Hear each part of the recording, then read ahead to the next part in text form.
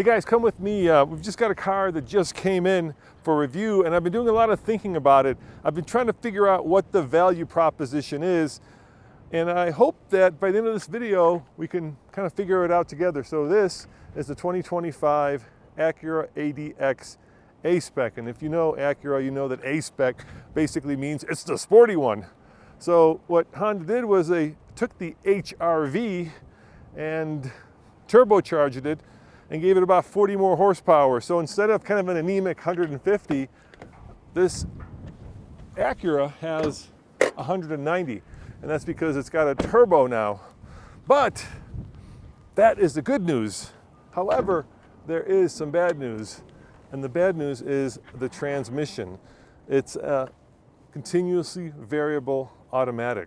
So what you're doing is kind of sending a mixed message. You're saying, hey, we've taken our small compact crossover and we've made it more fun to drive, but the part that makes it the funnest to drive, which is the transmission, let's say this were a manual, we've kept as a CVT, which is good for fuel economy, but not great for engagement. And that is kind of the crux of this car.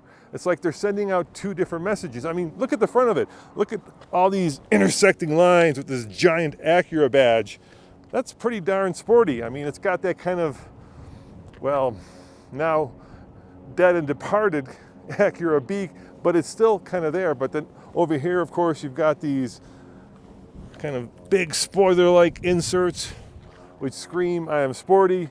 Everything on this car is blacked out, including the wheels, including the rear view mirror, which also says I'm sporty. The only chrome actually is right here in the a-spec badge. And if we go around to the back, we also have blacked out taillights and even a blacked out badge. And all that to me says I am a very sporty car with, of course, these cool dual exhausts. But then you stick a CVT into it and you're kind of taken away from that message.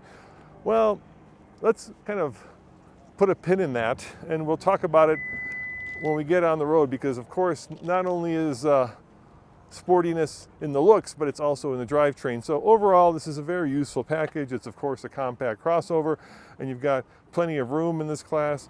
I would say that compared to like the Mercedes GLA or maybe the BMW X1, to me this is much more practical, and that's, I think, because Honda can't help itself.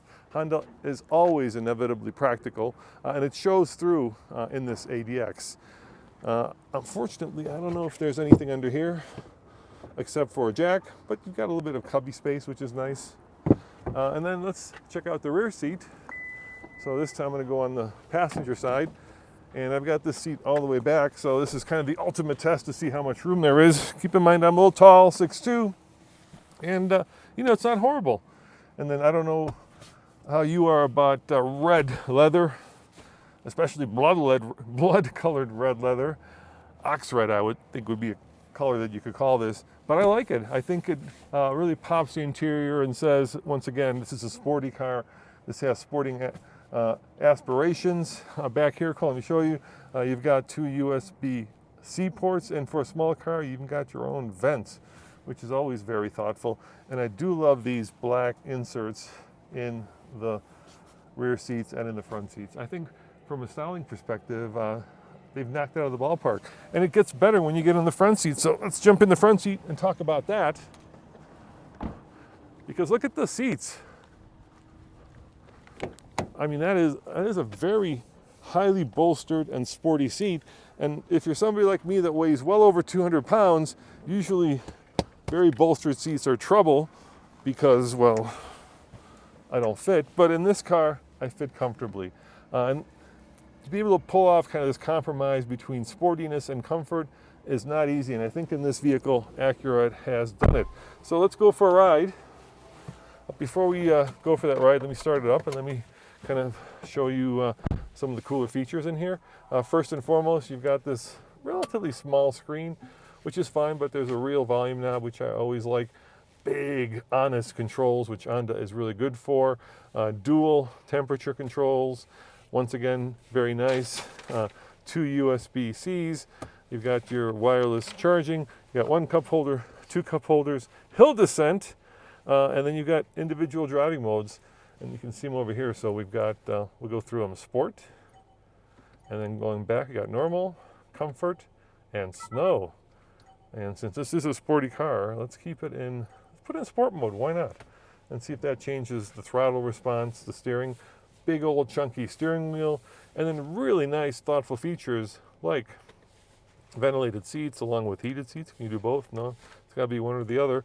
A heated steering wheel right there, adaptive cruise control, volume control, real buttons, nothing haptic in here, which is, well, except for the screen controls, but super nice.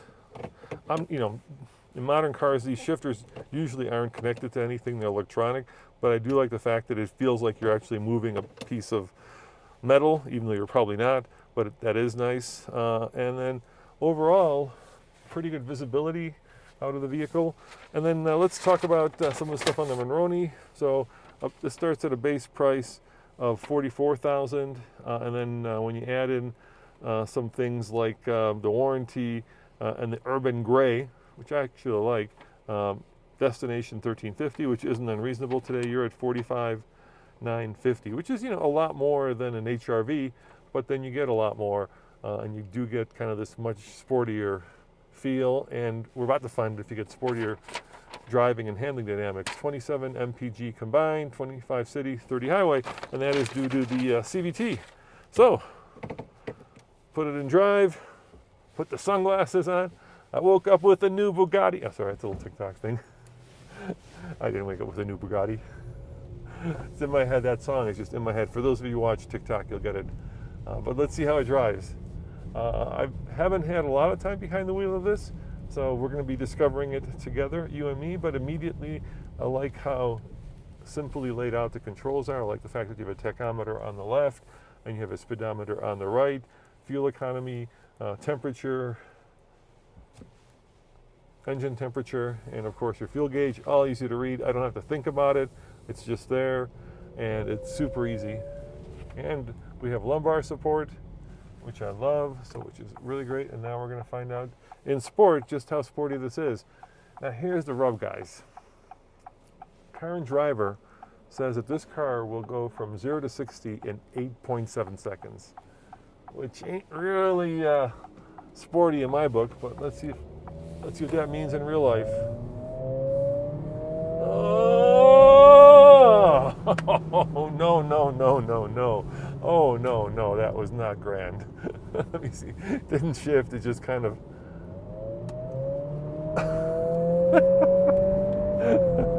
It sounds a little bit like an angry goat when you give it the throttle. All right, so I know I'm going to sound like a broken journalist cliche, but the CVT really does let this car down. I mean, once upon a time when I owned a Honda CRX, this would have been kind of the spiritual successor to that if it had a 5 or 6 speed transmission, because I could see myself loving this car if I could shift it myself, because the ride is really good. It's kind of this perfect mixture of compliant and yet sporty. Really hard to pull off, right? Where it doesn't feel like you're riding on a goat cart. Not a go-kart, a goat cart. In other words, a cart meant for goats. But the acceleration, wow, come on, go, go, go. Well, at least it fake shifts, which is better than not fake shifting. But oh my, I just feel like, once again, two things that don't necessarily fit well together, and that is fun and sporty and a good-looking car, and yet a drivetrain that just is droney and somewhat unresponsive, and, well, I mean, there's another way to put it. In the world of electric cars, slow. 0 to 60 in just under 9 seconds for, a car that looks like this just feels wrong, which is weird because the suspension is just so good. I mean, this is classic Acura, classic Honda, where they just nail it, just get it just right for what this car is supposed to be. So that's why I've been thinking a lot about this car, because it feels like we're trying to put two things together that don't necessarily work.